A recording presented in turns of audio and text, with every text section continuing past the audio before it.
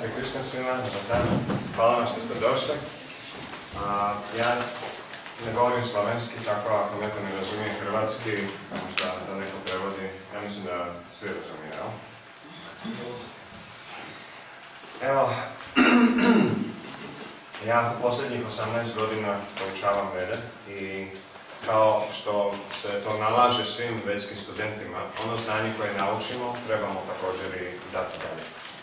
Tako da je podučavanje osnovni dio vedske prakse, to znaju svi vedski praktikanti. Ali tek unazad 5 godina sam se zainteresirao za zdravstveni dio veda, zbog toga što sam i sam imao jako velikih zdravstvenih problema. Bolovi u kralježnici su trajali 9 godina punih, bez ikakve stanke, bez olakšanja, bez godišnjeg odmora, non stop su to bili bolovi. I što je najgore, to je počelo dok sam bio relativno mlad, dakle sa 24 godine sam osjetio bolove u leđima. Nije bilo nikakve povrede ili nečeg nasilnog, jednostavno se pojavilo.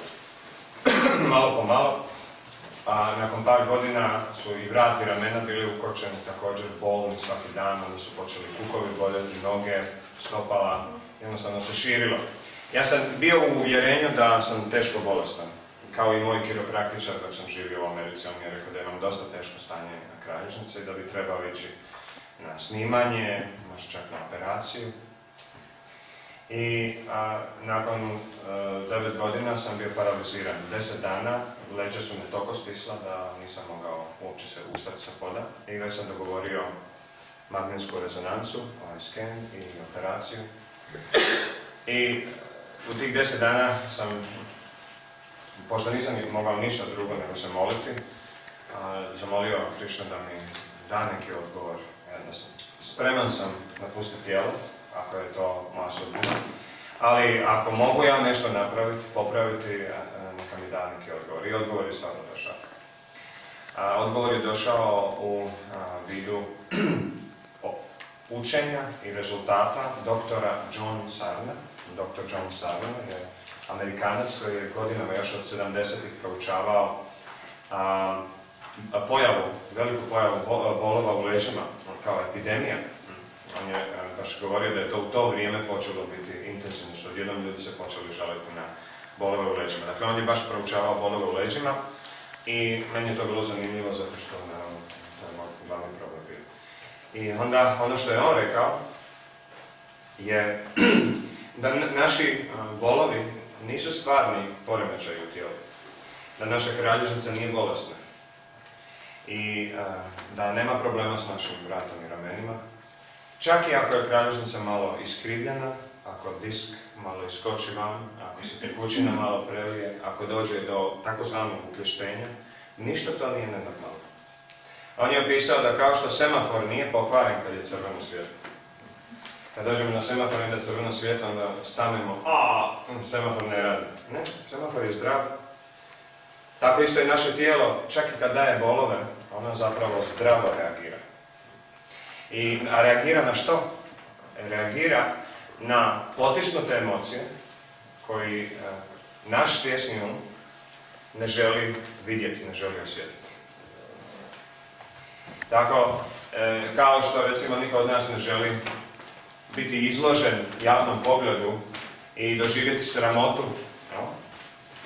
Mislite da mi sad meni odjeća padne dole skroz. Ko želi biti u takvoj situaciji? I svačiji će svjesni um se truditi da izbjegne takvu situaciju, da osjeti te teške emocije i kada vanjski svijet vrši pritisak na nas, a mi ne želimo osjetiti određene emocije, mi ih guramo u našu podsvijest i one nakon nekog vremena se manifestiraju u tijelo u obliku raznih poremećaja. I danas ćemo govoriti upravo o tome kako dolazi do svega toga. Esencijalno je znati proces kako naše tijelo se stvarno razboljeva da bi mogli to stvarno izliječiti, odnosno transformirati. Jer čak većina ljudi danas zna da ako imaš negativne misli, da će ti se negativne stvari događati u životu. Ali i dalje imaju negativne misli, i dalje mi se stvari loše događaju u životu. I onda je pitanje kako to, da unatoč tome što znamo, kako stvari funkcioniraju, još uvijek nismo to u stanju promijeniti. A odgovor je zato što stvarno ne znam. Mi znamo osnovni princip, kao da nekome ko ne zna voziti auto, kažete, evo ovako se vozi, držiš volan, stisneš gas, stisneš kočnicu, imaš prvu, drugu, treću, četvrtu i petu. I osoba kaže, sad znam voziti. I nije to laž, osoba zna sada kako treba voziti, ali praksa, detalji, to je ono što je zapravo odlučno u svemu tome. I sada vede kažu jednu stvar koja ide u skladu sa tim što je dr. John Sarno rekao, a to je, dakle, do tada sam 14 godina se bavio vedama i naravno ono što me najviše zanimalo osim teologije, bhakti joge, je i vedska psihologija. Dakle, nauka o umu. To je ono što je meni osobno bilo jako zanimljivo i to je ono čemu sam najviše dao fokusa i kroz svoju praksu sam išao najviše na proučavanje svog vlastitog uma da vidim kako ta mašina unutra funkcionira. Vede kažu jednu stvar, a to je da 99% bolesti, problema, nevolja, patnje dolazi iz našeg vlastitog uma. Onaj 1% ili pola posto, koliko već, to je kad se porežemo, posjećemo, kad dođe do fizičke povrede. Ali i onda, recimo ako se porežemo negdje i sad kažemo, ok, neću sad ovo ići sa umom liječiti, nego idem kod doktora da mi to zašije, da mi stavi povoj i stavi, ne znam, lijek i tako dalje. Ali koliko će to brzo zacijeliti i sa kakvim posljedicama? Koji će sadržaj kemijski imati naša krv dok bude to zacjeljivalo? Nekome će ostati gadni ožiljak, nekome će se zagnojiti pa će mjesecima trajati. Neko će i nakon zacjeljenja imati bolove i neće moći normalno koristiti svoju ruku i tako dalje. To ovisi o umu. Tako da stvarno mali postotak naših problema dolazi izvana, da bi mi mogli reći, šta ja tu mogu, to je jednostavno tako. Čak i one bolesti koje ne dolaze od uma, zapravo se liječe ponovno sa našim umom, dakle podršku naš um mora dati. I pošto je uzrok svih problema naš um, ono što sam ja kroz ovo proučavao, dakle zadnjih 18-19 godina, uspio sam složiti vedski model uma, dakle kako um izgleda i na koji način vanjski svijet utječe na naš um i na koji način naš um utječe na naše tijelo. Tako da vidimo tu poveznicu i da vidimo što mi možemo napraviti da promijenimo stanje našeg tijela. Ne samo našeg tijela, već i odnosa sa ljudima, našeg financijskog zdravlja, obiteljskog zdravlja, da tako kažemo, znači u odnosima s ljudima, sa poslom, kako provodimo slobodno vrijeme i uopće koliko smo sretni u životu. Jer vedantisti su svjesni toga, što je malo za nas na neki način nije obeshrabrujuće, ali može biti onako izvor blage sramote, da mi se bavimo vrlo uzvišenom filozofijom, a još uvijek ne skačemo od sreće non stop. Gdje je ta sreća? Zašto je nema u nama? Imamo dozvolu da budemo sretni, imamo znanje kako to napraviti i još uvijek nedostaje u našem životu onaj detalj, a to je da je sreća konstantno tu, da je zadovoljstvo konstantno prisutno, da nema pada dolje, da ako se išta i mijenja, uvijek se mijenja na bolje. Jer, koliko sam ja uspio vidjeti preko veda, što je čovjek stariji, a prakticira vede, treba biti sretniji, zadovoljniji, uspješniji. Tako da je zapravo starenje proces koji vedski učenik, kojem se raduje zapravo. Zašto? Jer sam inteligentniji, spiritualniji, sad znam više, patim manje. Da bi tako trebalo biti, no? Pa da vidimo gdje to griješimo. Ja ću pokušati sada predstaviti vedski model uma. I ovaj prvi dio prije pauze će biti uglavnom teorija. Kako nastaju problemi? To je ono što ćemo sad govoriti. I onda drugi dio nakon pauze je kako ih riješiti. Dakle, um je jedna cjelina. Se sastoji od dva dijela. Imamo svjesni um i imamo podsvjesni um. Sad, da li neko, ja volim ovako komunicirati sa vama, sa publikom. Pa slobodno se, kad ja postavim pitanje, slobodno se javite, slobodno kažete odgovor, ako mislite da znate. Koja je definicija uma? Drugim riječima, što je to um? Da vam pomogne malo.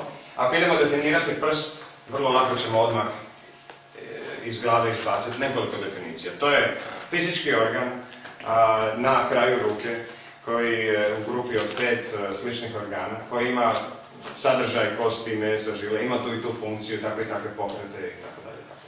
Možemo hrpu definicija dati i sve će one biti ispravne. Kako bi definirali um? Imamo neko ovdje ko bi reci. Filter informacija. Kako? Filter informacija. Filter informacija, dobro, nije netočno, znači to se isto može definirati tako. Dalje, ima neko još ideju? Um je, šta je zapravo um? Je li bilo ispravno reći da je um energija? Mislim, sve je energija, jel? Ako nije neispravno reći da je um energija, um je energija. Ali to nismo baš ništa previše definirali. Čemu služi ta energija? Koja je njena funkcija? Što mi sami vidimo da um radi zapravo? Osim što filtrira, šta još on radi? Selekcionira. Ok, selektira, jel? Šta još? Ono najvažnije. Pamti. Um je kao spužva. Kao na primjer ovdje na ovom zidu. Evo sad ću napraviti jednu impresiju sa mojim noktom. Vidite ovu crtu ovdje? Ili vidite? Ne vidite naravno. Ali kad bi napravio jedno 100 puta, evo onda bi se i takako vidjeti. Onda bi vjerojatno menadžeri rekli da to moram popraviti. Ali tako na sličan način um funkcionira. Um je energetsko polje koje duhovna duša koristi mali dio toga, kao poslovni prostor recimo. Imamo poslovni prostor i samo to je naše. I unutar tih granica mi možemo funkcionirati. Tako, um je element, energetski element koji je rasprostranjen po čitavoj kreaciji, čitavom materijalnom univerzumu. I to nije samo da je um ovdje, u srcu, on je svugdje oko nas. Mi koristimo mali dio koji je rezerviran za nas. I on nama koristi da pamti naše impresije koje dolaze kroz naših 5 čula, osjetila. To je glavna funkcija uma. Da pamti impresije, da ih zabilježava, da ih memorira, da ih uskladišti, sortira, filtrira. Sve ono što bi jedno skladište radilo, kao što danas imamo, možemo vidjeti kako skladišta primaju unutra informacije, stvari, skladište ih sortiraju i tako dalje. To je ono što um radi. I sada svjesni dio uma je prostor kojeg smo mi svjesni. To su naše memorije kojih se možemo sjetiti. Podsvjesni um je suprotno. To je kao podrum ili tavan, ali mi ne znamo što je unutra. Tako da moj podsvjesni um i, na primjer, vaš podsvjesni um su meni jednako nepoznati. Tako da to je dio u kojem mi nemamo nikakav pristup, on je blokiran od nas. Mi smo zaštićeni od ovog sadržaja ovdje. I sad idemo prvo govoriti o svjesnom umu. Postoje 3 funkcije svjesnog uma. Treba čaša vode možda? Najviši aspekt uma, najviša i najmoćnija funkcija uma su misli. Sad bi dobro bilo isto i definirati misli. Šta su to misli? Kad razmišljamo, kad imamo misli, a imamo ih, hvala Bogu, svaki dan i non stop servira misli. A šta su zapravo misli? Misli su memorije. Zato što ih se možemo sjetiti. Čega? Osjetilnih impresija. Kako bi ona kažete osjetila? Isto slično. Čula, ne? Sjetila. Znači imamo ih 5. Vid, njuh, okus, dodir i sluh. Kroz tih 5 osjetila dolaze nam sve informacije koje nam mogu doći iz ovog materijalnog svijeta. I tako da misao nije samo neka forma koju vidimo u glavi, to je isto i zvuk kojeg pamtimo. Kada nam neka glazba svira u glavi, to je misao. Tako kad se sjetimo recimo okusa sladoleda od vanilije, to je misao. Tako možemo misli nazvati vizijama. ono što vizualiziramo u glavi, onaj film na platnu koji imamo. Ispod toga se nalaze emocije. Možda je važno za spomenuti da su misli jače od emocija, moćnije, nadmoćnije, superiornije. Misli kreiraju emocije, odnosno potiču ih, inspiriraju. Ali šta su emocije? Emocije su nam jako važne. Po čitav dan se trudimo da izbalansiramo naš emotivni život. Da se ne osjećamo neugodno i negativno, nego pozitivno i ugodno. Ali što su emocije? Emocije, kao i misli, su također memorije. Jer ih možemo pamtiti i možemo ih se sjetiti. Ali memorije čega? Sad ovako, da bi mi osjetili bilo kakvu emociju, osjećaj u tijelu, naše tijelo mora izlučiti, ispumpati određene kemikalije. Neki kemijski spoj u tijelu se mora dogoditi da bi mi osjetili bilo koju emociju. Tako kad se naljutimo ili uplašimo, koja kemikalija se pumpa? Adrenalin. Odakle? Na dubrežne žlijezde, tako. I to je recimo emocija straha, uzbuđenja, tako dalje. Ali što je sa tugom, bespomoćnošću, usamljenošću, odbačenošću, nemoći? Odakle se to luči? Ne luči se sve iz nadbubrežne žlijezde, naravno. Svi ostali organi u tijelu, unutarnji, imaju jedna od funkcija je da luče kemikalije u krv, koje mi onda osjećamo, joj, osjećam se ovako, osjećam se onako. Mi zapravo opisujemo kemijska stanja tijela. Kada osjećamo, bilo što da osjećamo, mi opisujemo svoja kemijska stanja tijela. Tako kad dođemo nekome i kažemo, ja tebe volim, šta mi to opisujemo? Kemijsko stanje tijela. Čijeg? Svog. Tako, ta riječ ja tebe volim zapravo nije istinita. Već mi u tom momentu kažemo, ja uživam u svojim kemikalijama sada. Zamislite tu romantičnu scenu gdje dođe muškarac djevojci i kaže, tako izgledaš divno da sad moje tijelo pumpa dopamin, endorfin, serotonin, joj što se ja sad dobro osjećam. Molim te i dalje budi tako lijepa i ne znam tako neke stvari. Ja. To baš ne bi bilo romantično, ja? Bilo bi nekako sebično, fuj. I onda vidimo životinje na taj način. Ne traže one dopust da se trljaju od nas i uživaju. One kad osjete kemikalije, one se od nas trljaju i super, njima je dobro. Tako, ali to ne znači da ne bi trebali više drugima govoriti ja tebe volim. To je psihološki potrebna izjava. Dakle, to je samo da znamo što to zapravo znači.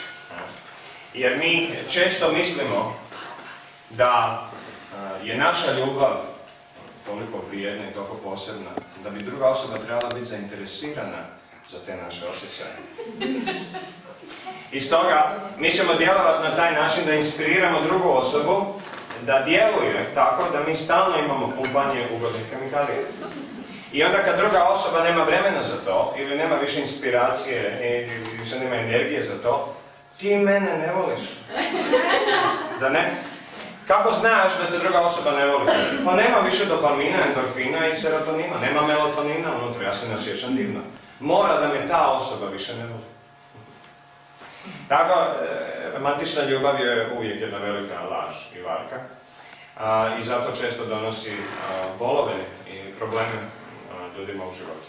Ljudi su spremni oduzeti sebi život, ne samo sebi, nego i još drugima oko sebe. Da bi osigurali pumpanje svojih vlastitih kemikalija. I sada, osoba koja je romantičar, ono što se rekla, izgubljeni romantičar, dakle onaj koji živi za to, za te osjećaje, je zapravo užasno sebična osoba. To je osoba koja je navikla samo osjećati svoje emocije. Romantična ljubav nema empatiju. To moramo toga biti svjesni. Sad nećemo govoriti puno o romantičnoj ljubavi, ali da vidimo kako emocije funkcioniraju, da su emocije užasno intimna stvar. Ja ne mogu osjetiti šta druga osoba osjeća. Ja bi trebao ući u tijelo i te osobe i osjetiti kemikalije njenog tijela. Tako da Ono što mi osjećamo, uvijek osjećamo svoje pumpanje kemikalija. Tako, to su emocije. Memorije kemijskih stanja tijela.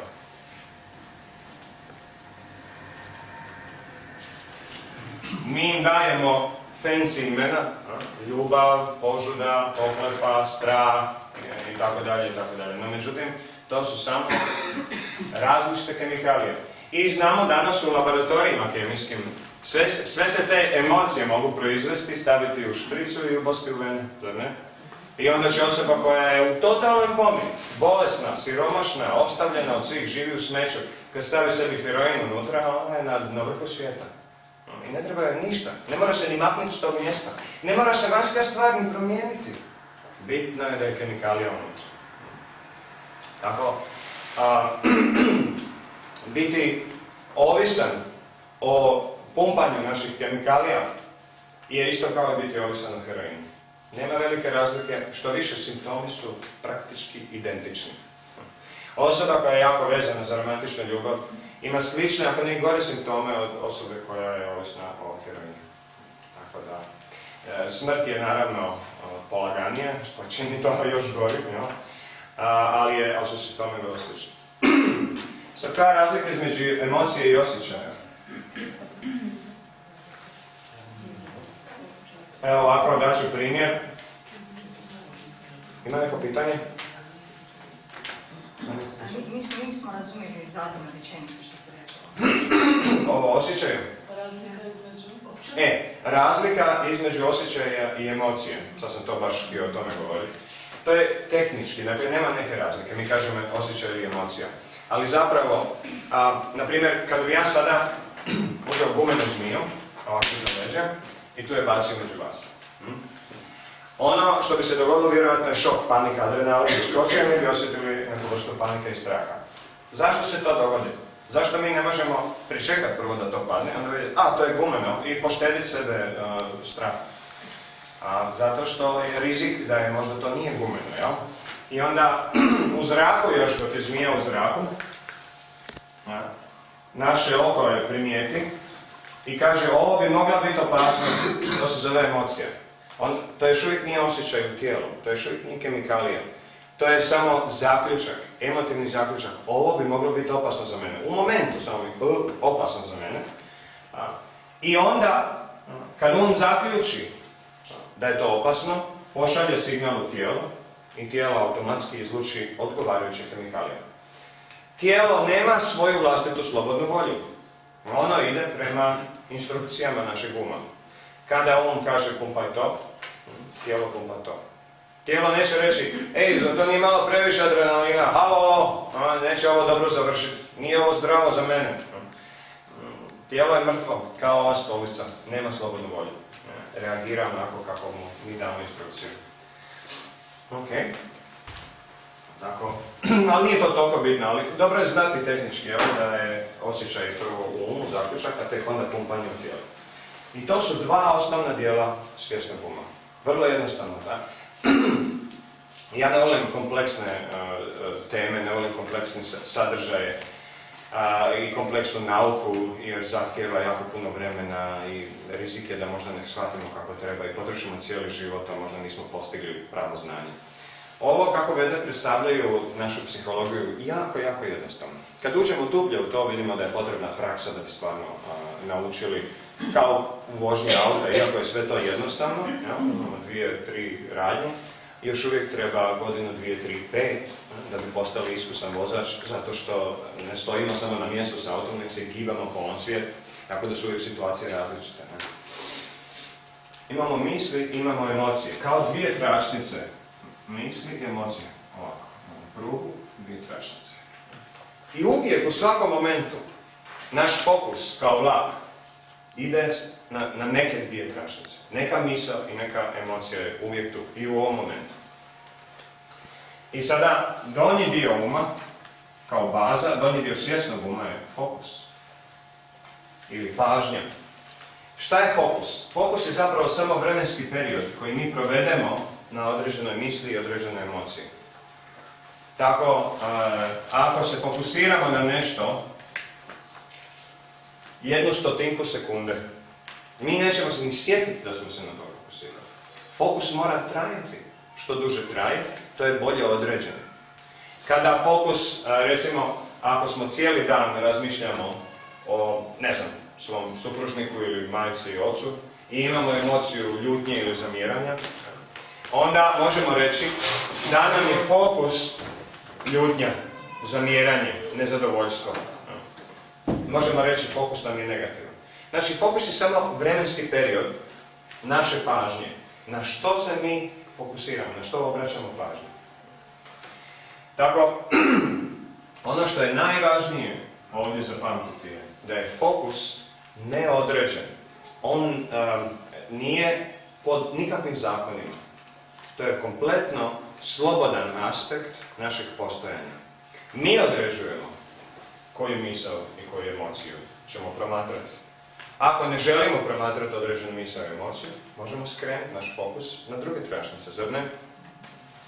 Bez obzira kakva je vanjska situacija, i onda vidimo u primjerima velikih svetaca, na primjer Isus Krist, on je bio na križu, pribijen, u užasnim bolovima. A imaju kompletno različite misli od realnosti u kojoj se nalazi.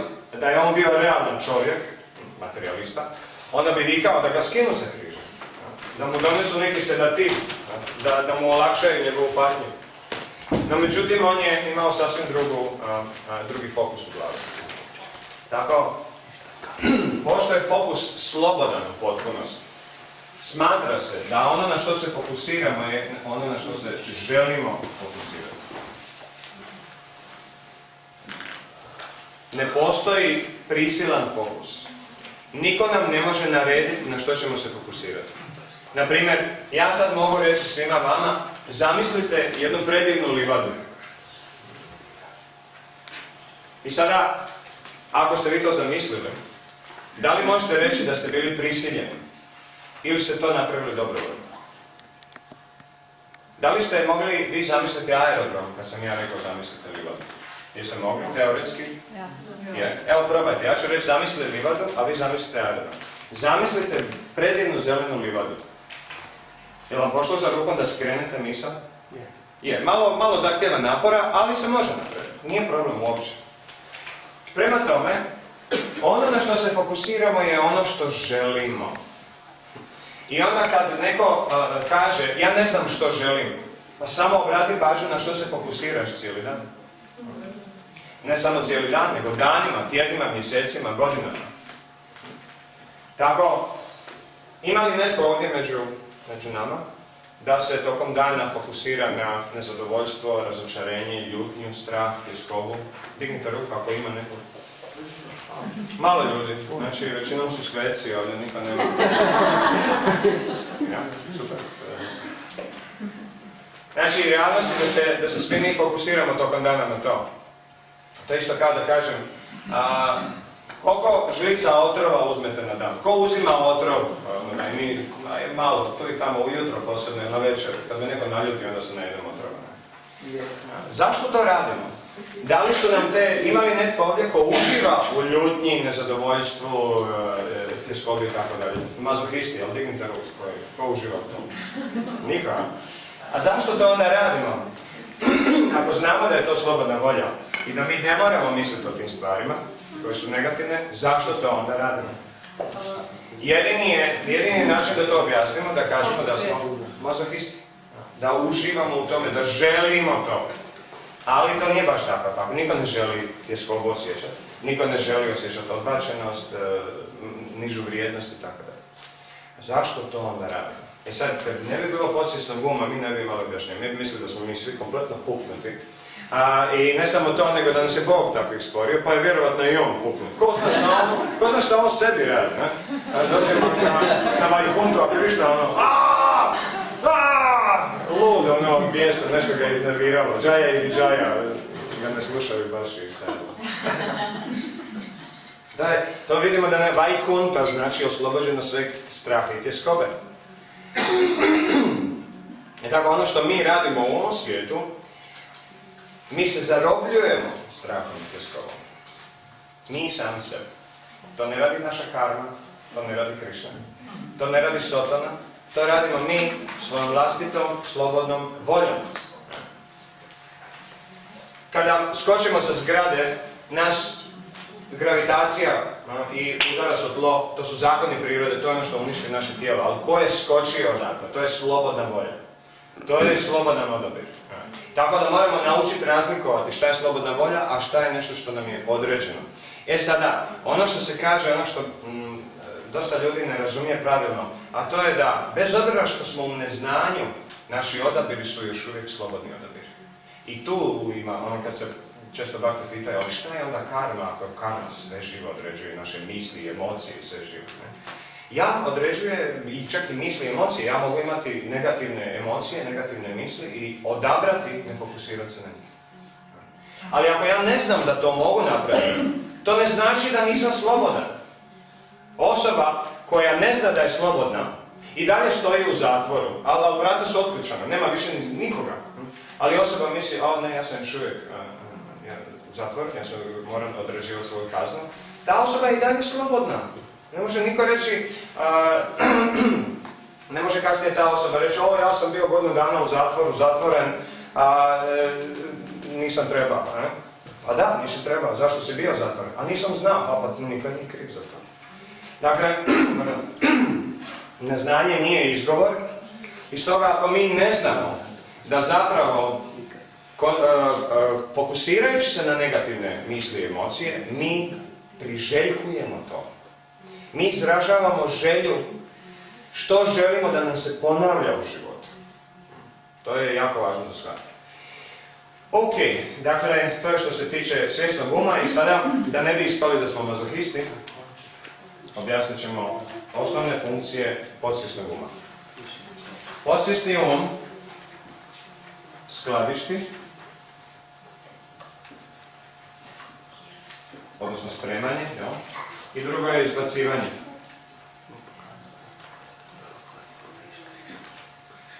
I sad ćemo vidjeti šta to, sad ćemo malo govoriti o skladištenju. Podsvjesni um skladišti, odnosno sprema u svoj prostor one impresije iz vanjskog svijeta koje svjesni um nije u stanju ne podnijeti, nego razumjeti. Ukoliko svjesni um ne razumije šta mu to dolazi izvana, te informacije, ne može to razumjeti. Svjesni um doživljava stanje koje se naziva emotivna trauma. Znači, dovoljno da mi ne razumijemo što nam se događa, a to gledamo, doživljavamo, a svjesni um zapravo hoće puknuti, eksplodirati. I kad se to dogodi, neki utjecaj izvana koji je nerazumljiv za svjesni um, podsvijest blokira tu impresiju, mi je ne zapamtimo ovdje, nego to ode sve u podsvijest. Sada, ove misli, i vi se to sam zaboravio reći, to je kao kad u mobitelu imamo slike, fotografije i videa, recimo odemo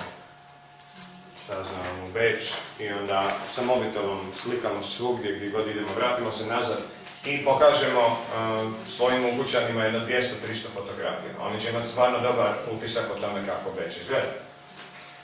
Ali ako imamo samo jednu fotku, recimo čim dođemo u Beč, fotkamo onako nešto slušano u zemlju i onda idemo ljudima objasniti kakav je Beč na osnovu jedne fotografije.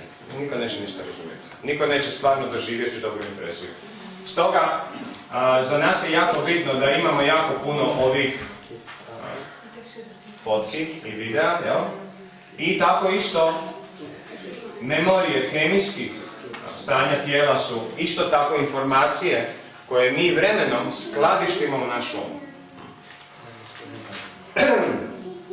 I sada ono što se ovdje uskladišti, to je ono što um može primiti, što razumije.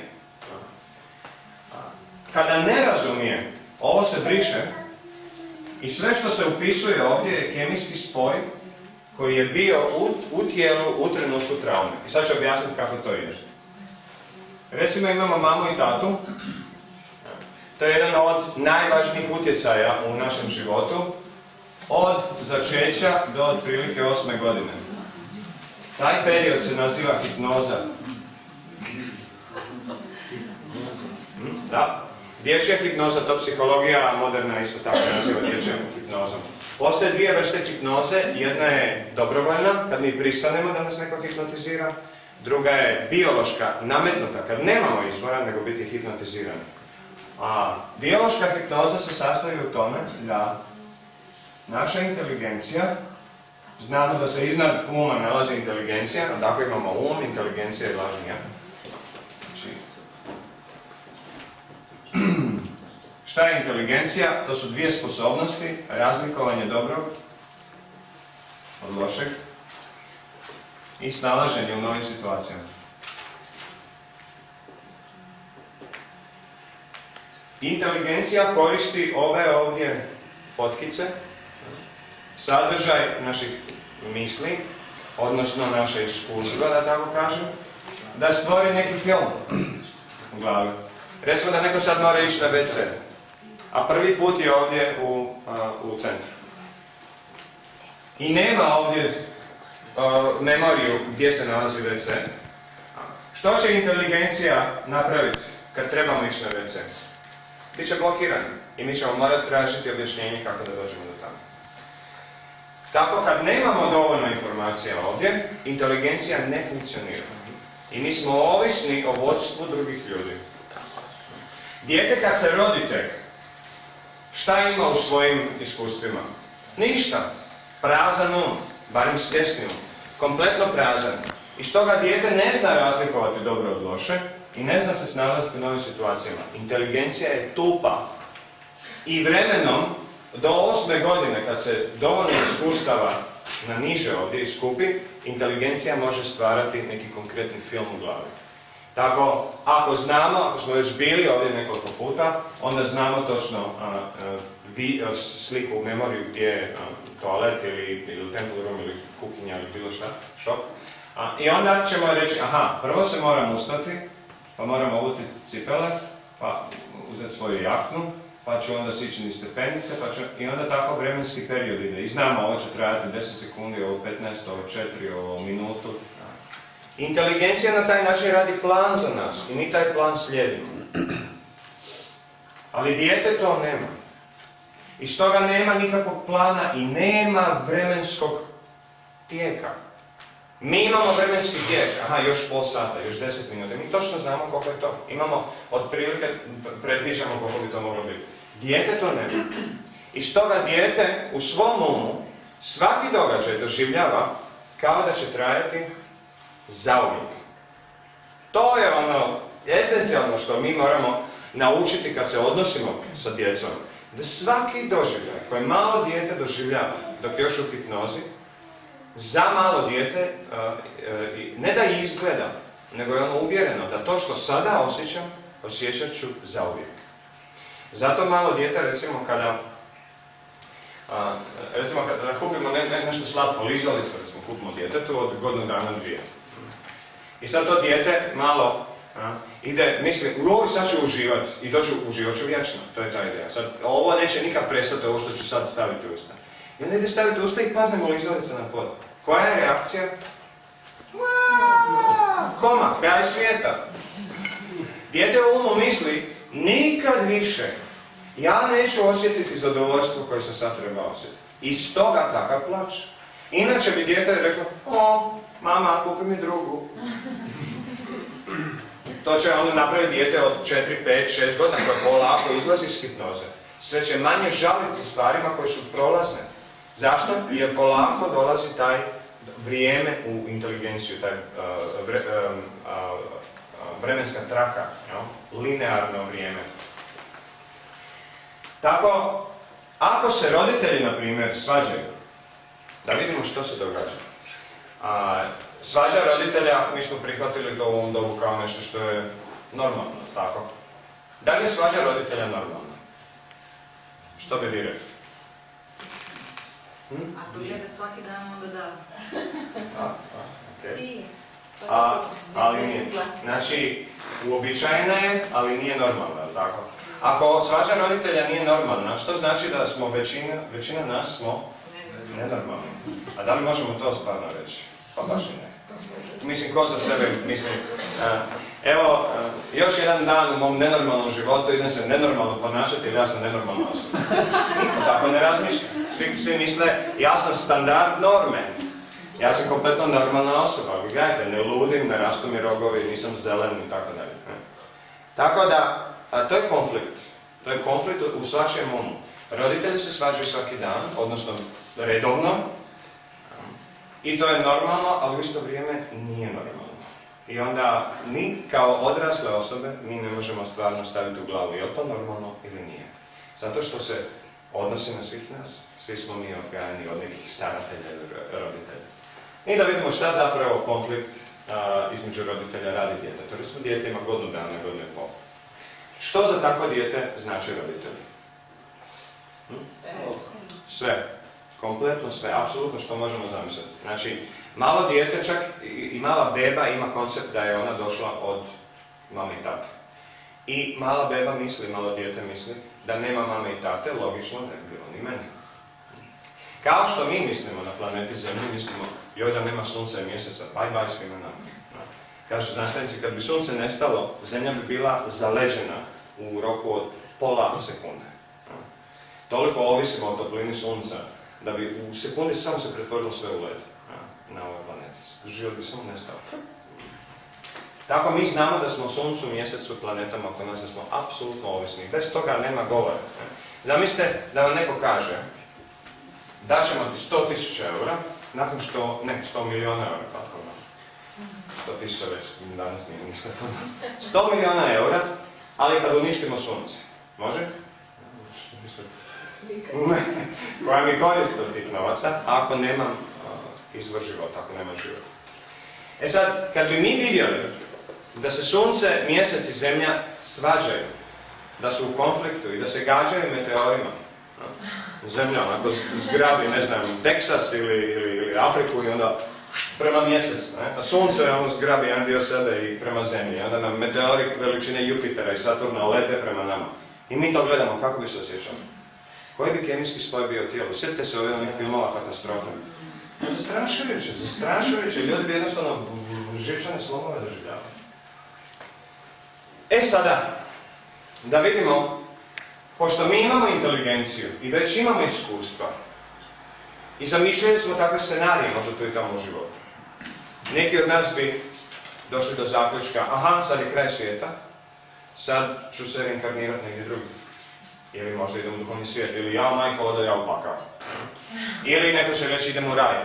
Ili neko će reći sad je došlo stvarno kraj svemu, sad će biti mrak i crno zauvijek. To je zato što imamo inteligenciju, imamo iskustva. I u skladu sa tom inteligencijom donijet ćemo određene zaključke. Ali dijete nema tu inteligenciju. Dijete nema tu privilegiju da donese neki zaključak o ovome što se trenutno zbiva. I stoga, pošto dijete nema inteligenciju, ne da nema inteligenciju, ima je, ali nije razvijena još, nema misli nikakve, s čime dijete doživljava vanjski svijet?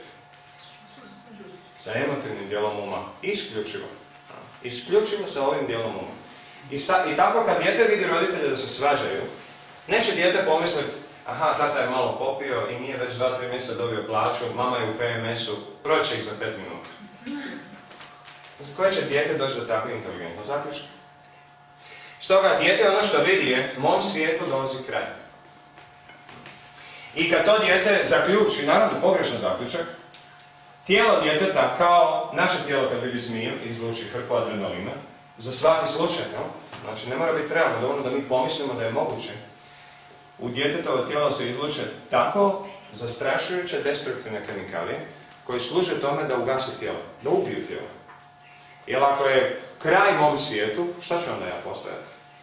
To je logika podsvijesti. Dakle, ako je život toliko mukotrpan i toliko besmislen, nema smisla stvarno živjeti. I automatski podsvijesti on ide, odnosno tijelo dobije tu instrukciju i tijelo ide u samouništenje. U momentu. Da ne bi dijete doslovno doživjelo smrt ili teške poremećaje, podsvijest, čim osjeti nivo kemikalija da je viši nego što treba biti, onda stavi ovu blokadu, to takozvani zaborav, dijete zaboravi na to što je doživjelo, što je u tom momentu, nije da zaboravi na mamu i tatu, zaboravi na svoj zaključak. Zaboravi na onaj zaključak koji je donijelo u svom umu. A ovaj kemijski spoj, ovaj zastrašujući, destruktivni kemijski spoj je ono što se zapamti u podsvijesti. Strah od smrti, strah od nestajanja i tako dalje. To su mama i tata. I to mi prikažemo kao normu. Evo ga, to je norma. Da zapravo nema podsvijesti, dijete bi od jedne svađe roditelja puf na pod, pjena na usta i pitaj Boga da li bi se probudilo. Nekoliko takvih svađa i to dijete ne bi nikad vidjelo pubertet. Tako da je podsvijest zapravo naš štit. To je jedan dio naše podsvijesti je rezerviran za ovaj život, znači za jedan život koji živimo, a ostatak naše podsvijesti je kao bunar bez dna za sve živote od prije koje smo živjeli. Ali mi imamo pristup, mi u ovom životu imamo pristup isključivo ovom gornjem dijelu. Kao tanjur za juhu. Može stati nešto, ali ne koliko ju bunar. Tako, naša podsvijest će za ovaj život moći spremiti samo određeni kapacitet trauma. Nakon toga ide izbacivanje, ali još uvijek smo na skladištenju. Idemo sad vidjeti još neki utjecaj. Recimo naša rodbina, braća, sestre, stričevi, tetke, ujne, bake, svi koji su vršili utjecaj na nas za vrijeme hipnoze, sad govorimo o hipnozi. Od njih su također dolazili traume. Ruganje, ismijavanje, omalovažavanje, odbacivanje, čak i ako to nisu htjeli. Možda su nehotice, bez razmišljanja i zato što su oni sami krivo odgojeni, sa idejom, aha, ovo je dobro za tebe, neka malo dijete ojača, pa ga onda idemo kritizirati ili ismijavati ili odbacivati, možda kroz šalu, kroz humor, kroz sarkazam, kroz cinizam. Dijete ništa od toga ne kuži. Dijete samo razumije onaj emotivni dio. Ja sam sada odbačen, a mene oni ne vole, ja nisam potreban. I kad bi roditelji znali što dijete razmišlja, puno bi pazili koja im riječ izlazi iz usta u kojem momentu. I onda tu ćemo doživljati, recimo od braće i sestre, često znamo biti na meti, onda čitamo osnovnu školu. Neki ljudi provedu tako da su im se drugi smijali zato što su možda malo deblji ili nose neke naočale, imaju malo klepave uši, veći nos. Ili zbog, bez veze, zbog bilo čega. Možda je neka djevojčica malo stidljiva, pa onako ne usuđuje se baš govoriti. Super, odmah se nađe tu čitava ekipa koja će ismijavati taj problem. I onda tom djetetu samo traume svaki dan. Ide u školu, boji se trauma, dolazi kod kuće, boji se trauma. Ali dijete ne razumije na koji način se štititi protiv toga. I stoga ovaj filter, zapravo ono što se događa, često dolazi ispred nas, ispred naše percepcije i kupi nam memorije. Mi se ne sjećamo toga što smo proživjeli. Ne sjećamo se situacije više ni naše reakcije. I sad, na koji način to funkcionira? Zamislite dijete od 3-4 godine koje izađe na ulicu i tamo ga sretnu neka druga djeca koja ga malo zlostavljaju, udari ga, pljunu mu u kosu i smiju ga i izvrijeđaju i dijete dođe kući i plaće, mama, nisu me ovo i ono. Mama pere suđe, nema vremena, tata je na poslu ko zna. Joj, nemoj me sada gnjaviti, aj se tamo igraju. Mama ne razumije u kojem je stanju dijete. Mama ne želi povrijediti dijete. Naravno, nijedna majka to ne želi. Ali majka ne razumije pravilno i onda dijete ne dobije adekvatnu utjehu, tako da bi se ovaj kemijski spoj izbacio van. I onda dijete sutra dan ode van, ista mu se stvar dogodi. I to se produbi još više. Treći dan izađe van, ali nema djece. Da li će dijete biti opušteno? Zašto ne? Pa nema opasnosti. Zašto neće biti opušteno? Navika. To je ono što je esencijalno. Da kad jednom ili dva puta on nas zaštiti od traume, podsvijest kaže, ovdje mi postavljamo stražu. Ovo je opasno za tebe. Jer ove kemikalije su destruktivne za tijelo i stoga podsvijest je vrlo ozbiljna stvar. Podsvijest kaže, ne, ja moram štititi tijelo od zastrašujućih kemikalija. I stoga se navikne da i sa te strane dolazi stalno napad. I sad, dijete može biti još tjedan dana tako izlaziti van i svaki dan će se bojati da će ga neko napasti. Jednom ili dva puta nek se ponovi, nek se dogodi takva neka trauma, zlostavljanje i dijete će naučiti, naviknuti, štititi se protiv toga. Bojati se toga, da tako kažem. Kad kažemo bojim se nečega, kako se možemo nečega bojati? Tako da nam podsvijest, mali dio ovog iskustva, ove kemikalije, izluči u tijelo i mi onda kažemo, nemoj, ja imam loše iskustvo s tim. Odakle nam ta emocija u tom momentu da možemo reći, nemoj. A mi se sjetimo, dakle, misao proizvede emociju, ovu ovdje, dakle, podsvijest pamti to da bi nam moglo vratiti kasnije, podsjetiti nas, nemoj vamo ići, nemoj to raditi, bježi odatle. I to neće raditi sa finim glasićom, nego da nam stavi užasne kemikalije u tijelo, tako da se mi maknemo. Recimo, ako smo u prošlosti doživjeli ismijavanje od strane obitelji, recimo kad smo bili jako mali. Znate kako djeca nekad znaju, kad su mala, onda znaju biti nekad jako zabavna. Uhvati ih onako baš moment i onda mi se svi smiju, počnu zabavljati nešto iz vode i mi se svi počnemo smijeti. I sad djeca ne znaju granice i onda pretjeraju. I onda neće stanu i onda više nisu zanimljiva toliko, ali oni i dalje nešto glume izvode i onda što mi kažemo? Ok, dobro, sad prestani. Ajde sad odi u sobu, tamo se igra. Nisi više smiješan, ajde nemoj nam dosađivati sada. I mi želimo da bi zaštitili možda goste koji su nam došli u kući. Da kaže, ajde prestani, nemoj više gnjaviti, odi tamo u sobu. I dijete, šta je sad bilo? Do malo prije svi su me obožavali. Sad odjednom hoće me izolirati. Kompletno nerazumijevanje toga što se događa. Dijete nije u pravu da doživi traumu. To nije istina da je iko istraumatizirao to dijete u tom momentu.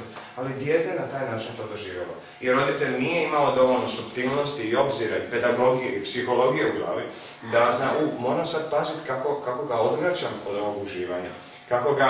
Kako mu skrećem pažnju na nešto drugo. Jer ako to napravim naglo, zato što meni to odgovara i nemam vremena se sad s njim razgovarati, kao što danas često se to događa, onda jedna rečenica je dovoljna da dijete, bum, u tijelo samo izađe, mene nitko ne voli. Kemijski spoj niže vrijednosti, ismijavanje ili odbačenosti.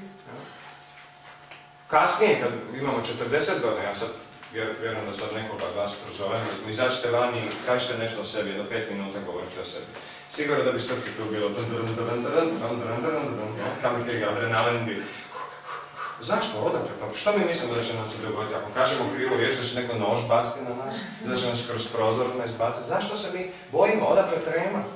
Trema je samo upozorenje. Ej, sjeti se prije 45 godina, u prvom razredu osnovne, kad te učiteljica ili neki klipan tamo sa strane ismijao, i iz toga, i onda svjesni imamo, može reći, ali ja imam sad 50 godina.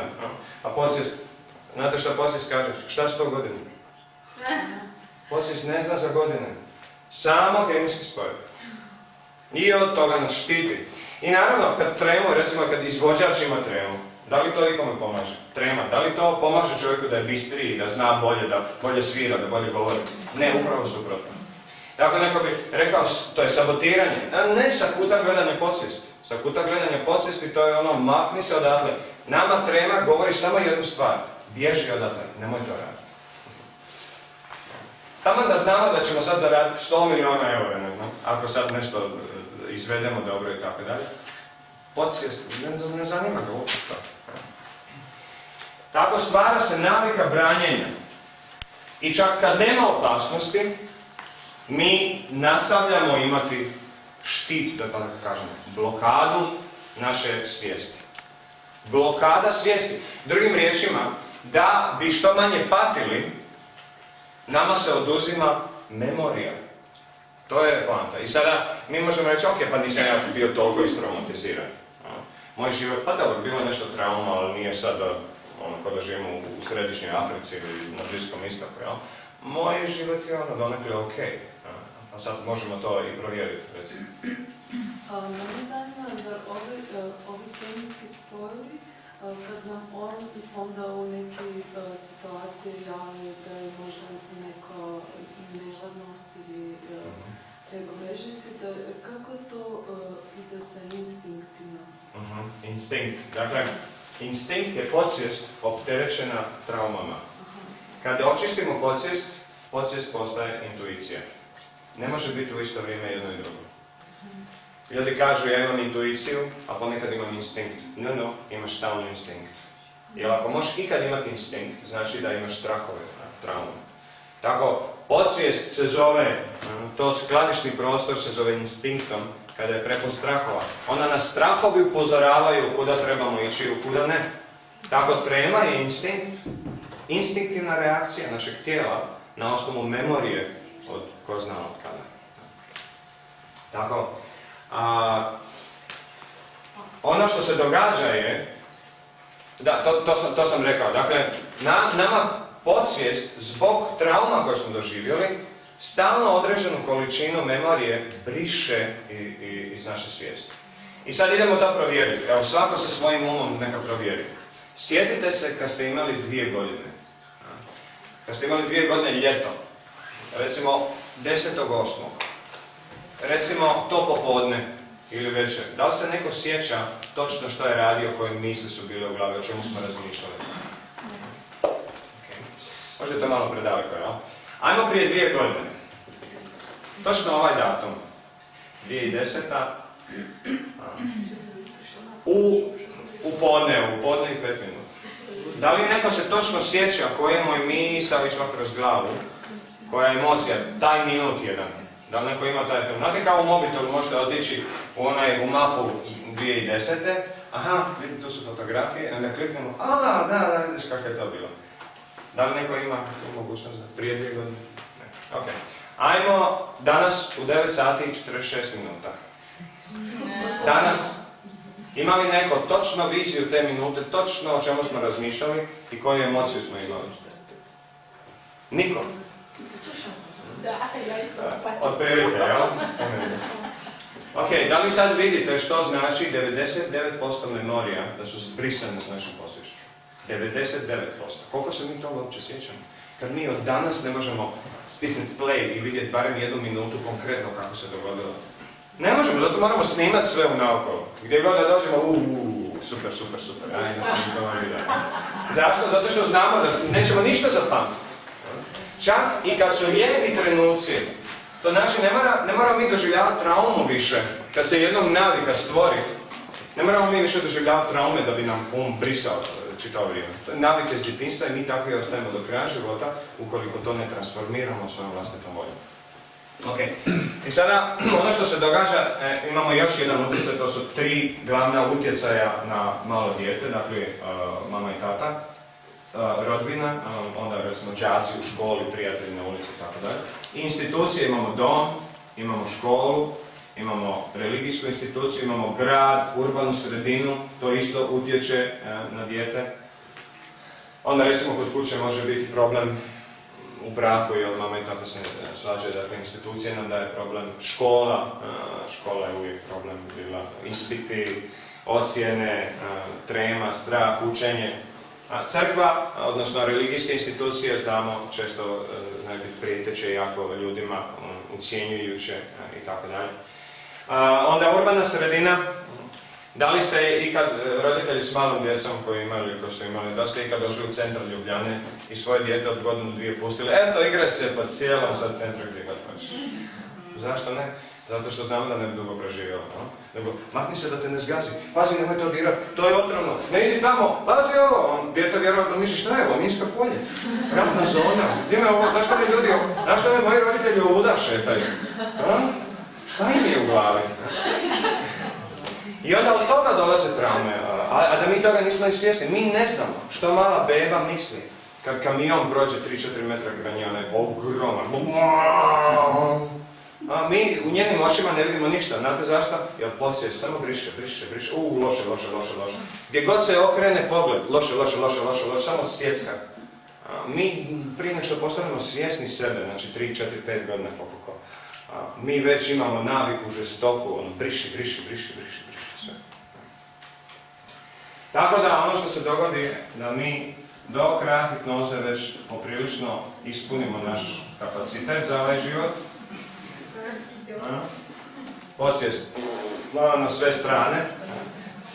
Neuroza, psihičke bolesti i tako dalje, već u djeci onda imamo hipersenzibilnost, onda imamo hiperaktivnost, onda imamo hiper ono, ili su previše depresivni pa su apatični, onda imamo stanja kao što su recimo autizam. Autizam, znate što je autizam? Autizam je vrlo inteligentan potez djeteta koji kaže molim, ne zanima me ništa od ovoga. Nisam uđe u sebi, ne želim komunikaciju, ni sa mamom, ni sa tatom, ni sa svijetom. Ništa mu se od toga ne sviđa. Vidi da je sve loše, krivo, traumatično. To je izvrstan obrambeni mehanizam. To je zapravo pokazatelj inteligencije. Autisti su vrlo napredne duše zapravo. One imaju dobar standard zapravo. What? Ne, hvala. Imam jedno pitanje. Znači u toj fazi hipnoze u vedskoj paradigmi vidimo već od 5 godina dalje trebaju se djetetu postavljati neke granice, sistemi. Sad imamo u tradiciji, ti si to objasnio kao nešto negativno, a imamo primjere gdje je to kao nešto pozitivno, na primjer Bhakti Vinod, on je ismejavao Bhakti Siddhantu, neki mango je uzeo nešto. I onda nikad više mango nije u životu. I sad kad Prabhupada to objašnjava, on to kao nešto vrlo pozitivno. Vidite kako je bio on, nikad više mango nije uzeo. Pa me zanima kako to, jer ponekad to nije shvaćeno kao potiskivanje, već kao sublimacija u vedskoj paradigmi.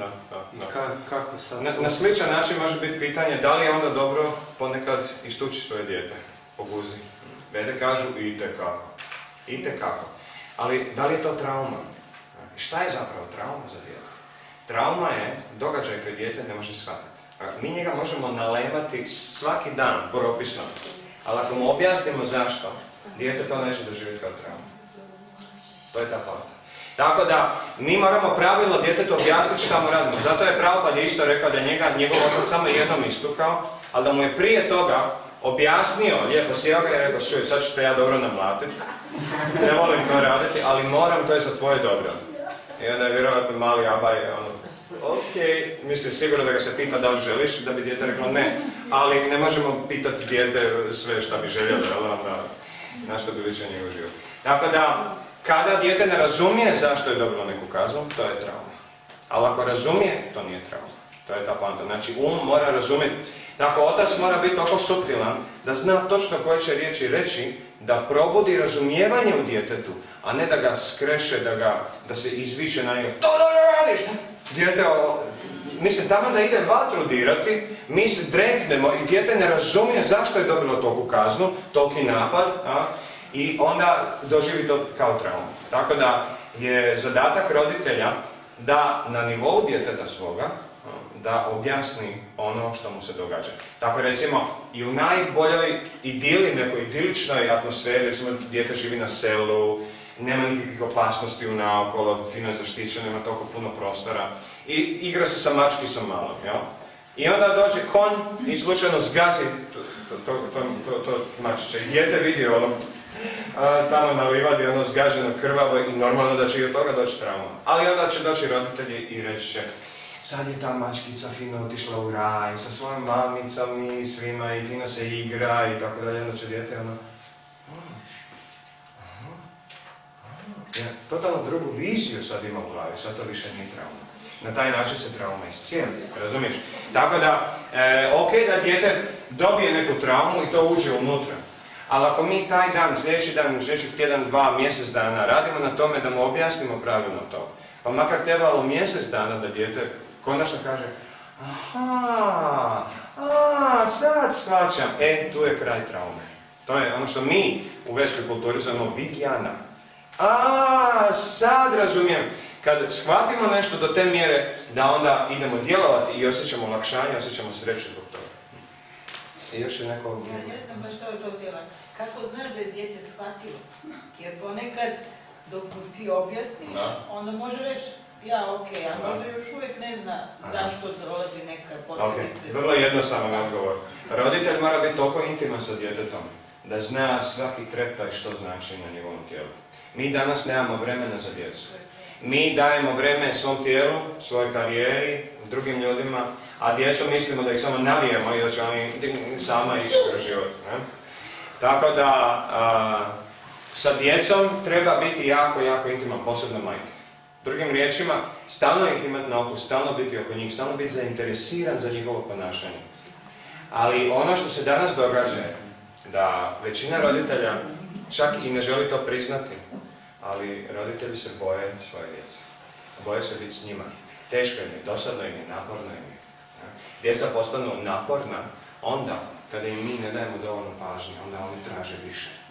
I to kroz ponašanje određeno, koje neće možda biti mama, možda dati malo pažnje, danas, molim te. Čuj, ja imam 2 godine, meni treba neki utjecaj dobar, daj. Dijete će postati tako da bi dobilo pažnju. Dijete je naviklo još od kad se rodilo da se pažnja dobiva, da se utjeha dobiva tako da dreči na sav glas.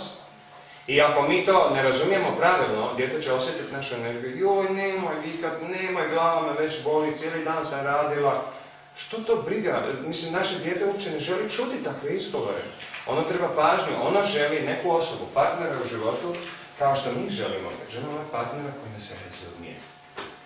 Odakle ta ideja?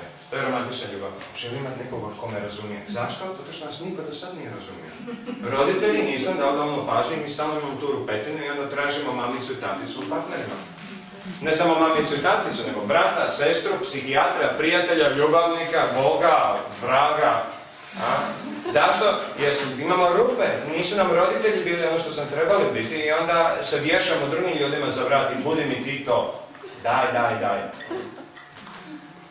Kao što znamo, prava ljubav je kad uzimaš. Ovo je jedno pitanje. Neki roditelji imaju ovu taktiku da kad su djeca male, oni ih stave da spavaju u svom krevetu i ako viče pa prestaću, je li to dobro ili nije?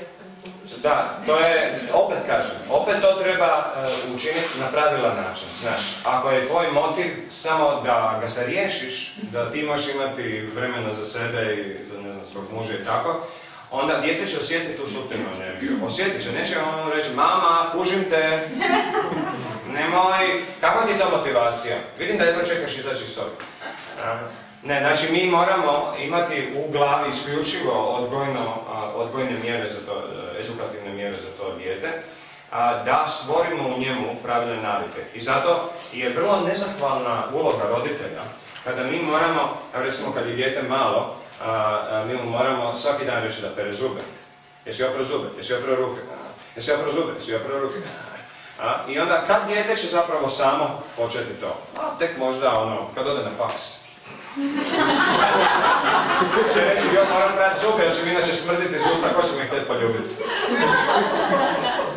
Neka motivacija će biti, ali ako mama i tata nisu filali glavu svaki dan s tim, dijete ni tada neće imati osjećaj za sebe, bit će vrlo neodgovorna i prljava osoba.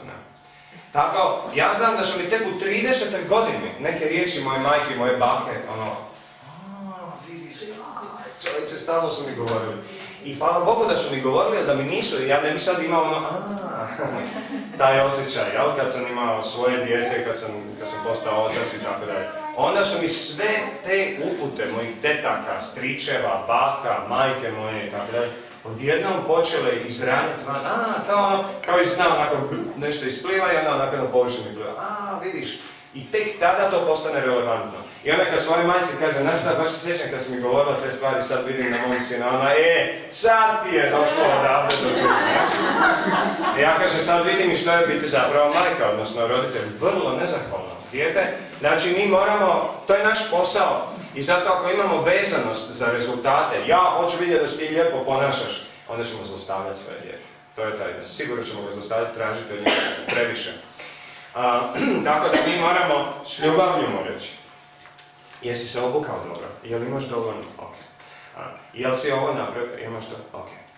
Čak i ako on kaže, dosadan si! Neka, to je moj posao. To je ta ideja. Moj posao je da ti budem dosadan. Ponavljam svaki dan. I onda onaj roditelj koji kaže, ali ja nemam živaca za to. Onda ne zaslužuje biti roditelj. I vede su vrlo striktne po tom pitanju. Osoba koja još uvijek ima strah od smrti ne smije biti roditelj, učitelj, kralj, lider, guru i tako dalje. Strah od smrti. Jer sad ćemo mi s tim strahom smrti nego dati to onima koji su podređeni, koji su naši štićenici. I sad umjesto da mi ljude oslobađamo straha od smrti, duše, mi im dajemo. Evo imam još, barem još 60% straha od smrti, od toga ću jedno 30% dati svoje čeri, od toga 30% svojeg sinu. Tako raspodijelimo po ljudima koji ovise o nama. Tako, sad što se događa? Dakle, podsvijest je prepuna i dolazi do izbacivanja. Sad govorimo o tome. Kako se događa izbacivanje? Postoje dva načina. Jedan je rapidan, znači dogodi se brzo, jako brzo i u velikim količinama se izbaci ovo vani, tako da se prelije u svijest. Ali onda nas smjeste u ludnicu, onda idemo na psihijatrijski odjel, onda nas napilkaju tabletama, onda doživimo živčani slom. To je kada se traume ponavljaju bez imalo pauze, bez imalo olakšanja i bez ikakve percepcije da će biti bolje u budućnosti. To recimo zna biti kad je rat, ili kad je rastava u obitelji, ili kad su teške financijske situacije, ili bolesti u obitelji. Kada dijete ne vidi kraja tome i doživi ono, ja ovo neću moći izdržati, i onda podsvijest izbaci to sve u svijest i onda mi doživimo nervni slom. I to se događa manjini ljudi, kad je baš onaj intenzivan život. Većina nas dobije ovaj istovar u tijelu. Dakle, to je ono, sad kako se to odvija, imamo naš mozak i leđnu moždinu, u njoj se nalazi centralni živčani sustav. I on regulira sve kemijske promjene u tijelu. Sve. Mislim, tijelo i nije ništa drugo do vreća kemikalija, kao što je rekao Šlaprauer. I Vede kažu, i to nije uvredljivo, to je doslovno opis kao vreća u kojoj se ništa drugo ne nalazi nego kemikalije. Sve je neki kemijski spoj. Od naših kostiju, živaca, krvi, plazme, sve je zapravo neki kemijski spoj. I sad, ovaj ovdje kompjuter regulira svaki kemijski spoj. Znači, apsolutna kontrola nad tijelom. I sada, podsvijest, kad je prepuna, ona pošalje upravo glavnom kompjuteru: ej, meni treba malo da mi ovo istovariš negdje. I onda će mozak, pošto čitavo vrijeme nadzire, kao kamerama, nadzire protok kemikalija u tijelu, kao promet neki, onda vidi koji bi promet mogao zaustaviti da bi mi osjetili da ovo izlazi van.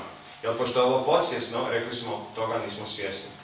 Kad mi osoba dođe, često kad ljudi dođu kod mene na osobne terapije, onda kažu: ja sam pročitao puno knjiga, ja to sve kužim, meni je jasno koji je moj problem. Ja kažem, to je kontradiktorno. Da ti je jasno, ti bi ga sad riješio, ti bi ovdje sjedio. Onda znači da bi bio svjestan toga što ti je u podsvijesti. I to je ono što nam mi na intelektualnom nivou, na svjesnom nivou, mislimo, ljutnja je moj problem. No, ljutnja je samo ono što je van, to je ono iznad površina, čitav korijen dolje, a uzrok je nešto sasvim drugo.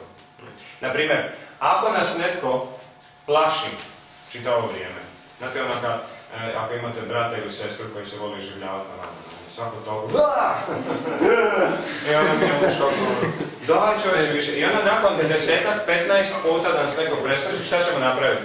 Vjerojatno ćemo ga snešiti po glavi u glavu, tako? I više nećemo imati osjećaj straha, nego ljutnje.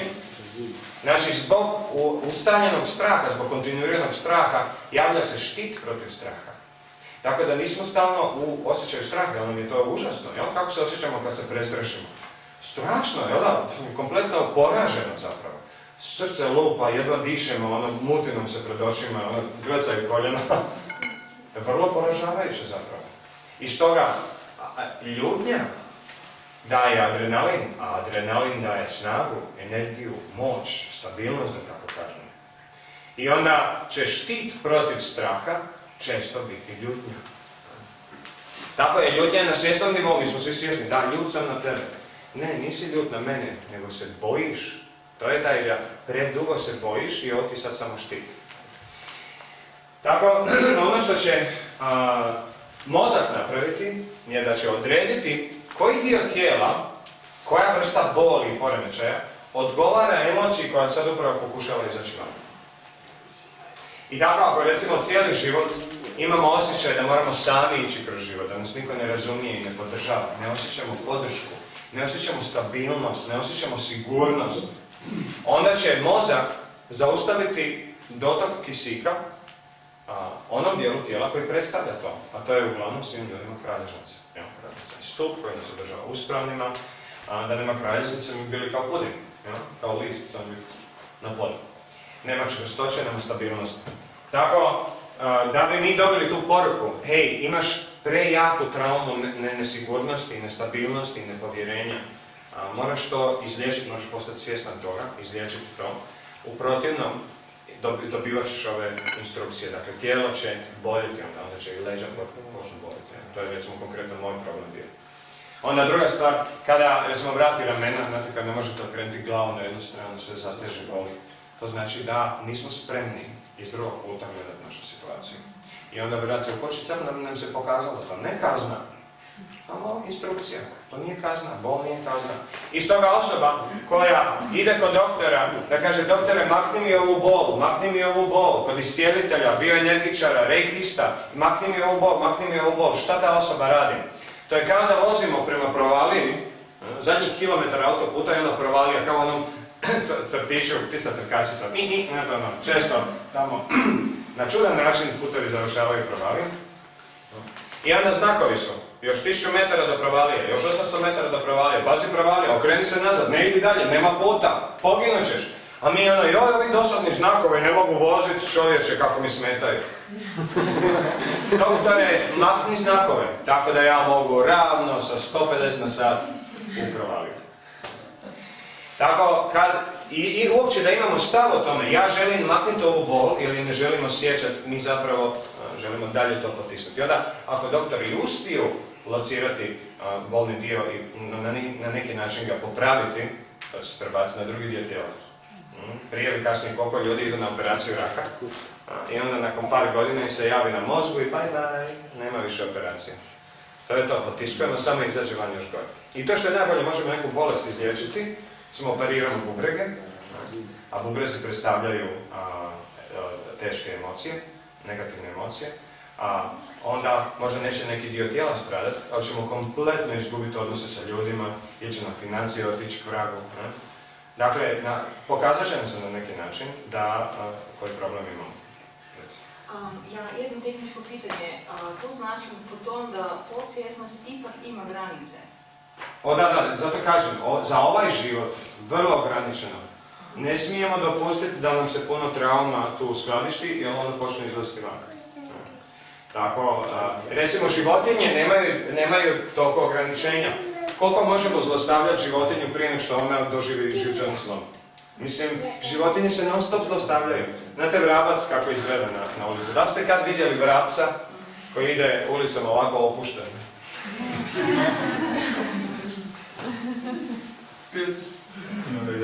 Ne, vrabac uvijek gleda gdje će ga neki snajperista, kao da je ono negdje u Libanonu, šta ja znam. Ključne ono, bježi i uvijek trči. I to ne jedno po jednu nogu, nego opet dvije u isto vrijeme, ne? Toliko je u žurbi da sve noge koriste u isto vrijeme. Tako da neko bi rekao, jadan vrabac, stalno je u šoku, stalno je u strahu. Ali to je ono što životinje jesu. Zato Vede kažu da je životinski oblik života čista patnja, da je to pakao od početka do kraja.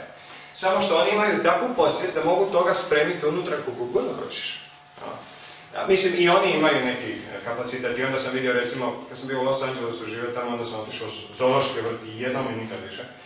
I onda sam vidio te jadne životinje, kako užasnu depresiju prolaze. Onda sam vidio slonove kako ovako, sa nogom, po cijeli dan ovako radi.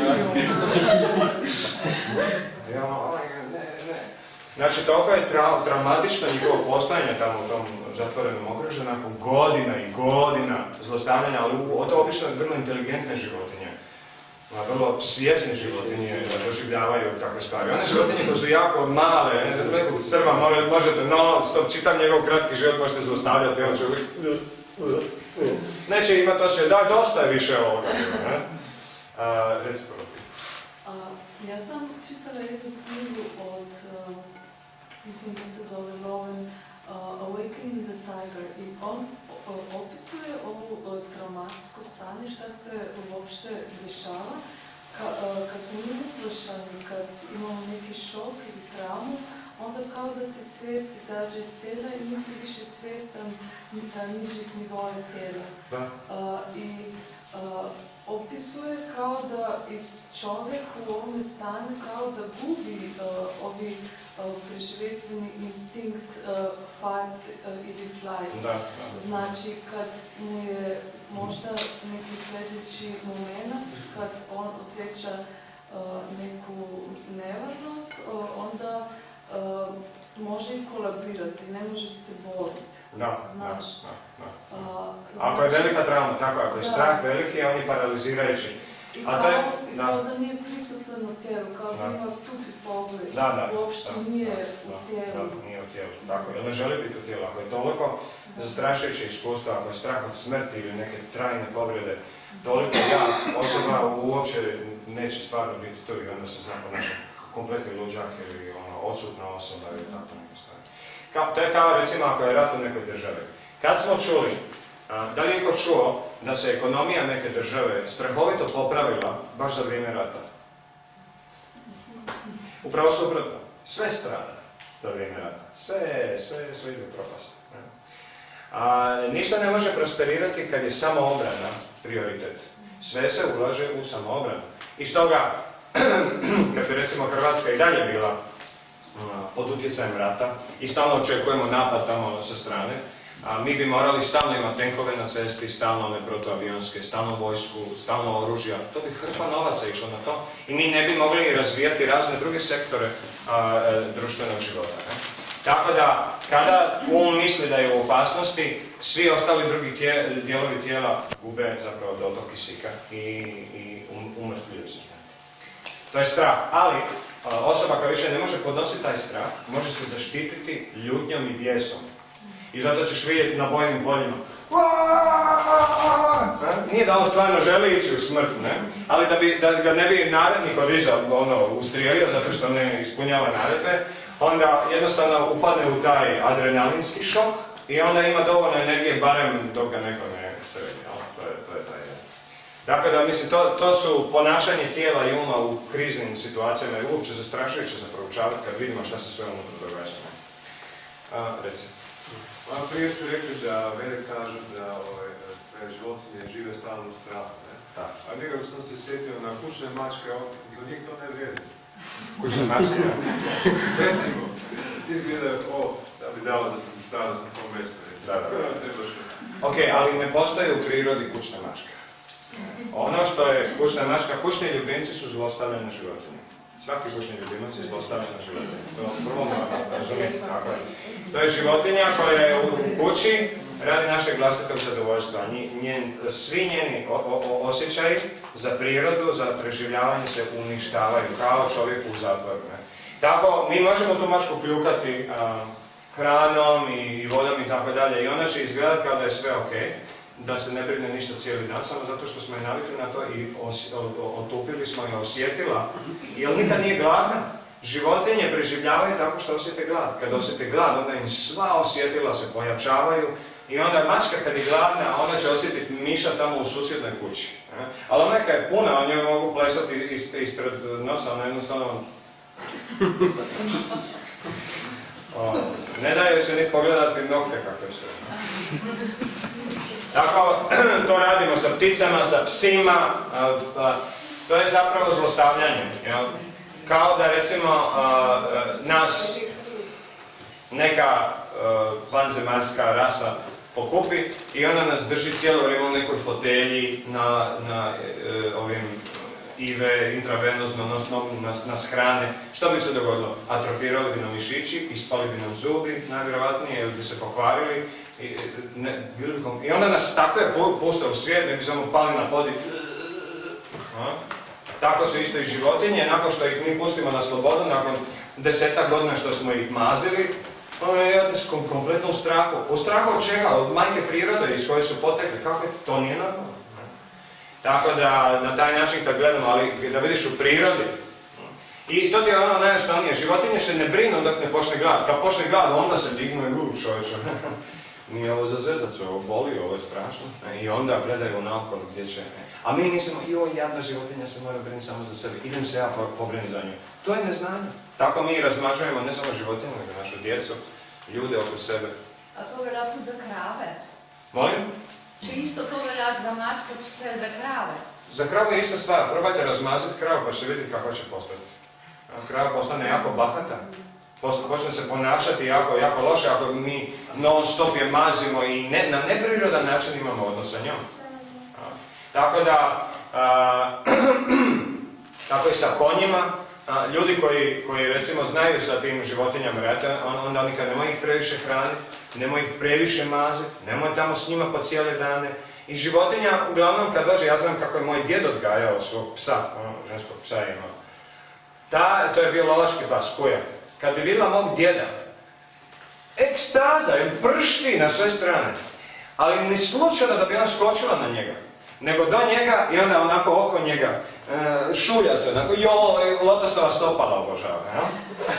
I djed je ne bi ni pogledao, uopće, samo bi išao dalje, uopće ne bi ni pogledao, tek kad bi došao do kuće, onda bi, jesi, jel dobro, sve je super. I to je njoj dovoljno. Ali daš je previše i onda životinje to vole. Samo daj, kao djeci, hoćeš još jednu čokoladu, hoćeš još malo slatko, daj, koliko god hoćeš. I što se onda dogodi, sutra mu nemoj dati i šta će dijete reći? Tako isto i životinja, recimo, ako razmazimo konja ili kravu ili tako vola, onda kad dođe vrijeme za raditi, onda će on reći, mazi me. Tako da moramo jako paziti kako se životinje, ne možemo ih tretirati na način samo da je nama ugodno. Ja idem se mazati malo s konjem, idem se zezati s kravom i tako dalje, ali moraš to raditi u određenoj mjeri, ne previše. Tako recimo imati na farmi mačke, kako se radi? Čekaš da ti mačka donese miša i onda joj daš malo mlijeka. I onda mačka zna, znači ako ovo, onda ovo. I tako i naučimo i napravimo vrlo korisnima. I mačka će, pošto svaki put dobije mlijeko, mačka će znati da je voljena, da je tražena i da je to njena dužnost. Tako je isto i pas. Kada pas pravilno obavlja svoju službu, onda ga tek trebamo nagraditi. Sa pažnjom, sa dodirom i tako dalje. Reci. Jedno pitanje koje se odnosi na krave. Vidim da raspravljaju bakte puno puta da li se može božanstveno ponuditi neko iz dućana ili samo onda je kao neki odgovor kao da se prihvaća, da Bog prihvaća samo mlijeko od onih krava koje su zaštitene, ona je tako štiti krave i tako. Sad je malo zmedena, sad kako to sam, ne? Sad je baš dobro ako možete malo povijeti. Što, u vezi zaštite krava? Da, ona zaštita krava znači... Zmedena kako sad, možemo štititi krave i kad se brinimo od njima, onda nam daje mlijeko i to recimo za sebe i to je okej. Da, i koje je pitanje, ne razumijem? Zaštita krava isto znači zaštita od nepravilnih emocija. Znači mi krave moramo štititi od previše ljubavi, da tako kažem.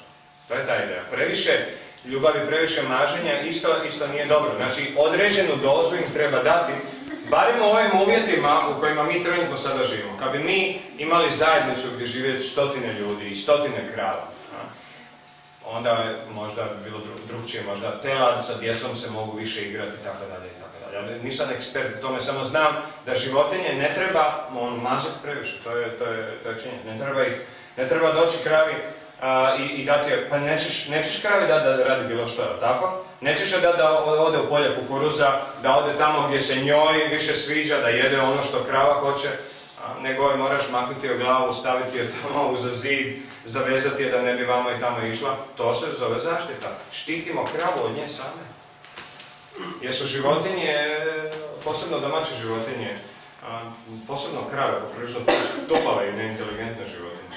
To znate, to je krava je sveta i je Krišti najdraža, ali su one po prirodi malo tupave. I zato su vjerovatno i drage, zato što ne prave se pametno. Dobro, malo ćemo sad smanjiti sa pitanjem, inače nećemo nikud stići, malo ste se zaletili previše u druge teme, ali dobro urede. Sad ovako, samo da ovo dovršim do kraja, dakle, ovo je sad jako važan dio, 5 minuta, onda ćemo pauzu napraviti. Pošto se stvorila velika navika da je svijet oko nas neprijateljski nastrojen, da je svijet surov, agresivan, neprijateljski, težak, pun nepovjerenja. Nakon završetka hipnoze, podsvijest počne razvijati takozvane karakterne štitove.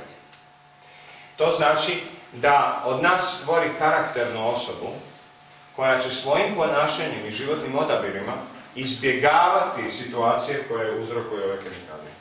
Zato će neka osoba reći, recimo neko će reći, ajde tata daj neki govor, ajde tata kaže nešto pred svima o, ne znam, o ovom i ono. I onda će, ne, nemoj mene, ja nikad pred drugima. Daj, pa zašto nećeš? Ne, ja sam takav i gotovo, jel da? Onda će vam reći, ja sam takav, zašto te to smeta? Tako, smeta me, ja sam takav. Zašto baš to voliš? Šta ja znam, tako volim, tako, ja sam takav. A ono što ja sam takav znači kakav nam je karakterni štit. I sad ćemo vidjeti zašto se to zove štit. Recimo imamo, za svaki od ovih trauma imamo dvije vrste štitova. Jedni su mentalne prirode, drugi su fizičke prirode. Znači i za strah od smrti, za osjećaj niže vrijednosti, za bespomoćnost, za beznadežnost, za i tako dalje, sve te traume koje smo doživjeli, mi razvijemo u našem karakteru određeno ponašanje koje nama daje olakšanje od tih kemikalija.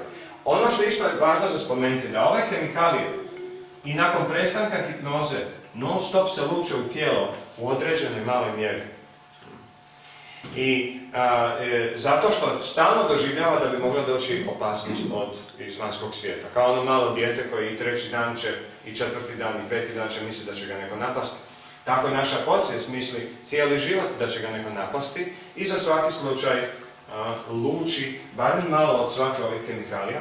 I onda ono što mi moramo da bi preživjeli to, inače bi postali užasno depresivni, užasno neurotični, nepodnošljivi, kada ne bi imali karakter koji nas od toga štiti. E sad, da vidimo kakav je to karakter. Imamo mentalno ponašanje, to su dva osnovna karaktera. Mentalitet žrtve i mentalitet nasilnika. Što je žrtva i zašto je to štit? Na koji način nam mentalitet žrtve pomaže u ičemu? Kako to može biti štit protiv ičega? Vrlo jednostavno. Osoba koja vjeruje da je žrtva skida sa sebe odgovornost. Nisam ja kriv, moja mama, moj tata, vrijeme u kojem sam rođena, politički sustav, financije, moj muž, moja žena, moja djeca, moja rodbina, vremenske neprilike i prilike, ljudi će reći moja karma. Ne ja, moja karma. Čak i spiritualisti uvedemo će reći, šta ćeš pravu karma. Znači ti si žrtva svoje karme, jel? Jadan ti.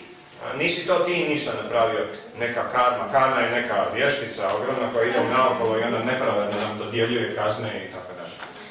To je dakle, i možemo vidjeti po ponašanju osobe koje je žrtva. Uvijek su oči ovako, dakle uvijek se imamo za nešto žaliti. Uvijek za nešto kukamo i nečeg se bojimo. I neko drugi je kriv, ne moramo nužno ni kriviti, ali ćemo reći, što ćeš kad je ovo, kad je ovo ovako, kad je ono onako, kad se ne može, kad se mora. Ne mogu i moram, to su izrazi mentaliteta žrtve. I žrtva s time dobiva olakšanje od ovih kemikalija koje se luče u tijelo, jer kaže sebi, ali ja za to nisam kriv. I stoga, pošto nisam kriv, ne moram ništa raditi.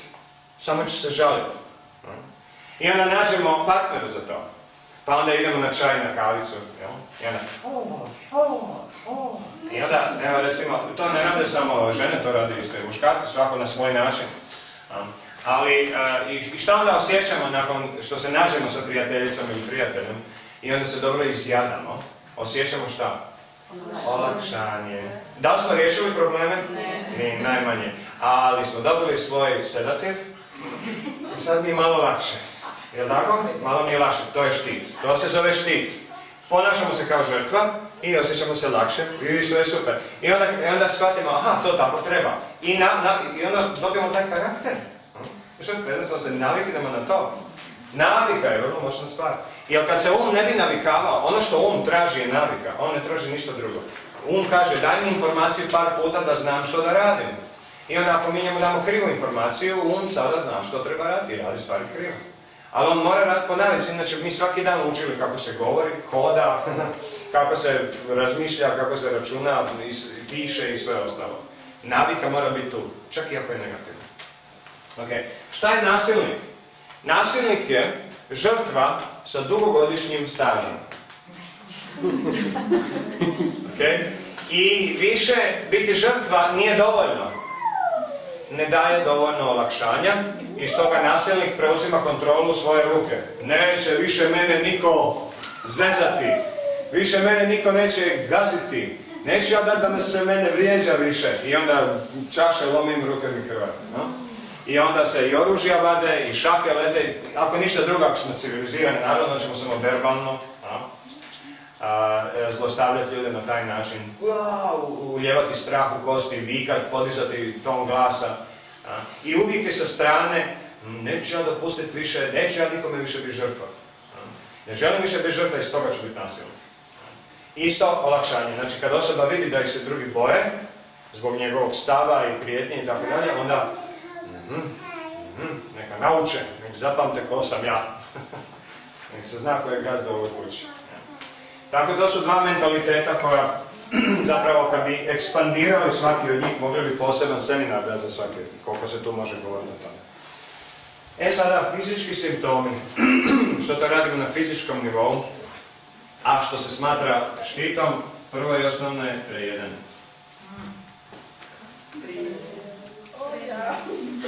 Ima i drugi naziv, prežderavanje, to je malo...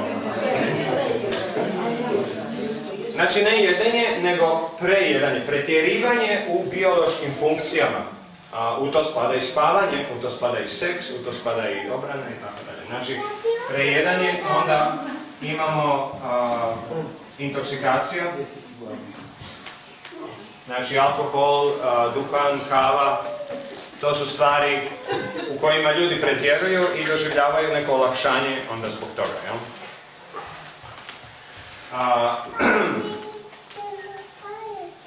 Onda nakon toga imamo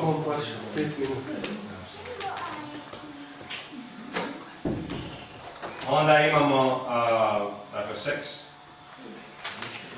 TV, internet, mobiteli, onda imamo za žene shopping, generalno, za muškarce, sport. I tako, glavno pretjerivanje u ovim stvarima. U tome nalazimo olakšanje. I onda će, recimo, muškarci se skupiti, on gledati utakmicu. Žena će satima prolaziti kroz shopping. Iako zapravo situacija nakon tog shoppinga nije bolja, ili novčanik prazniji, imamo više smeća u kući. I kao što ako je, ne znam, naš tim dobio na nogometu, mi od toga nismo dobili apsolutno ništa, ali smo dobili privremeno olakšanje i to prihvaćamo onda kao nešto što je dio našeg karaktera. Ja sam nogometaš, ja sam navijač, ja sam ovo, ja sam ono. I sada, pošto je to sve stvara ugodu, a ovo ovdje sve stvara neugodu, mi sa ovim ovdje stvarima, by the way, sve ove stvari su autodestruktivne. Ništa od ovoga nije zdravo za nas. Ništa. Tako, niti ovaj mentalitet, niti ova fizička pretjerivanja. Ali mi smo spremni prihvatiti da se tijelo prije uništi, dok god znamo da ćemo imati olakšanje od onoga što prirodno nam dolazi cijelo vrijeme, a to je ova depresija i užas iz naše podsvijesti. I onda ovaj cijeli sistem stvaranja loših osjećaja i ublažavanja mi zovemo u materijalnom svijetu ja. To je naš identitet, to sam ja. To sam ja. Mi se poistovjećujemo sa štitorima. Rede kažu to je kakav ja. Lažni. To je lažni ego. I sada, ovo bih htio podijeliti s vama, dakle kao neko ko studira vede dugo godina, znamo imamo 5 materijalnih elemenata, inteligencija i ego. Smo znali da su mišljenje, osjećanje i htjenje, jel? Za inteligenciju isto znamo da je razlikovanje dobrog od lošeg. A šta je ego? Ego je podsvijest. Tu se nalaze informacije o tome tko smo mi, ali lažni mi. To je naš zapravo što mi prihvaćamo kao ego. To je kanalizacija u kojoj se sprema ono najsmrdljivije, najodvratnije, najneprihvatljivije. I mi doživljavamo to kao samog sebe. I onda kad nam neko povrijedi nešto od ovoga, mi to branimo.